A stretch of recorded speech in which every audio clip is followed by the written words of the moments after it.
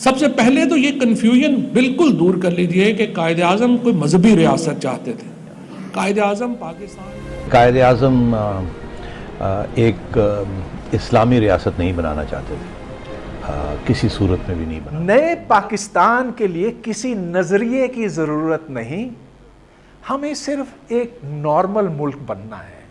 Issue یہ ہوا ہے کہ آپ جو ہے نا مروی، آپ تو یہ سمجھتی نہیں نا ہے کہ یہ اس طرح کی پینٹنگ یا اس طرح کے انڈیویجول رائٹس یا اس طرح کی ہومو سیکچولیٹی کوئی گناہ یا غلط بات ہے. ایم آئی رائٹ؟ اس صورت میں گناہ نہیں ہے اگر دو ایڈلٹس جو ہیں اپنی مرضی سے یہ کر رہے ہیں. اکثر یہ آوازیں آپ میڈیا پر سنتے رہتے ہیں، آخر یہ لوگ چاہتے کیا ہیں؟ 30 سال پہلے تک تصور بھی نہیں تھا کہ اسلام کے نام پر بنے پاکستان میں LGBT یعنی ہم جنس پرستوں کے جھنڈے مظاہروں میں اور گھروں کی چھتوں پر لہرائے جائیں گے. لیکن مغربی نظام حکومت، نظام تعلیم اور میڈیا کے نتیجے میں پاکستان میں اب ایک ایسا طبقہ پیدا ہو چکا ہے جو دیندار انسان کو فرسودہ اور جاہل سمجھتا ہے، مسلمان کو معاش کے نام پر حلال و حرام سے بے نیاز کرنا چاہتا ہے، فحاشی اور عریانی کو ترقی کا نام دیتا ہے، اسلامی تہذیب کی جگہ مغربی تہذیب نافذ کرنا چاہتا ہے، اور عالمی قوتیں اپنے لبرل سیکولر نظام اور تہذیب کو جبراً پوری دنیا پر مسلط کرنا چاہتی ہیں. وہ دین کو صرف انفرادی زندگی تک محدود کرنا چاہتی ہیں، اور وہ آپ کو اس بات کی تو اجازت دیتی ہیں کہ آپ نماز پڑھیں، روزہ رکھیں، زکوٰۃ دیں، حج عمرہ کر لیں، عید اور دیگر تہوار منا لیں، لیکن وہ آپ کو سیاست، معیشت، معاشرت، نظام عدل، تعلیم بلکہ اجتماعی زندگی کے کسی بھی شعبے میں اسلام پر عمل کرنے کی قطعی اجازت نہیں دیتی. مغربی نظام کا جبر آپ پر مسلط کیا جا چکا ہے، اور بدقسمتی سے لاشعوری طور پر ہم نے بھی دین کو صرف اپنی انفرادی زندگی تک ہی محدود سمجھ لیا ہے. ہماری تقریر و تحریر، تبلیغ و تعلیم کی ترجیحات کیا ہیں؟ عبادت و معاملات، فضائل اعمال، مسلکی فروعی مباحث، اس سے آگے ہم کہاں بڑھ سکے؟ ہم نے دین کو صرف موت کے بعد کی زندگی میں کامیابی کا ذریعہ سمجھا. اسلام صرف آخرت کا نام نہیں ہے، بلکہ وہ اس دنیا کو بدل دینے کے لیے آیا ہے. وہ اس دنیا پر غالب ہونے اور دنیا کی امامت کرنے کے لیے آیا ہے. ہم لوگوں کو ان کی زبان میں یہ نہیں سمجھا سکے کہ اسلام انسان کی انفرادی، اجتماعی، اخلاقی، روحانی، نظریاتی، معاشی اور معاشرتی زندگی میں کیا کیا خوشگوار تبدیلیاں لا سکتا ہے.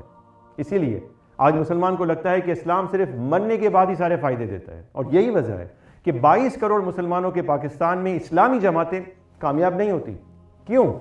اس لیے کہ عوام اس بات پر کنونس نہیں کہ اسلامی نظام ان کی سیاسی، معاشی، معاشرتی زندگی میں کیا کیا تبدیلیاں لا سکتا ہے.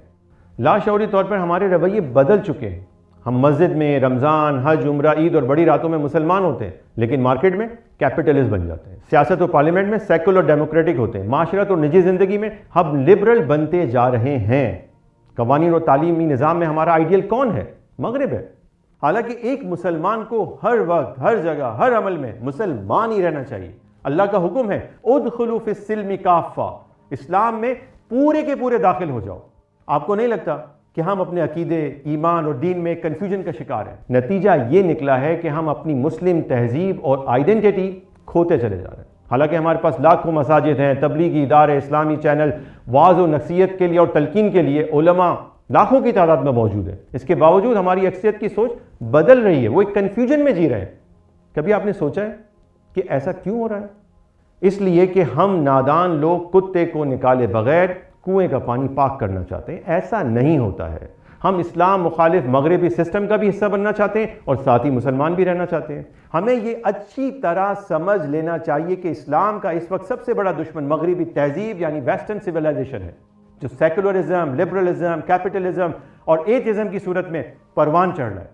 یاد رکھیے، اجتماعی نظام زندگی میں اسلام کو نافذ کیے بغیر ہماری آنے والی نسل زیادہ عرصے اسلام پر قائم نہیں رہ سکے گی.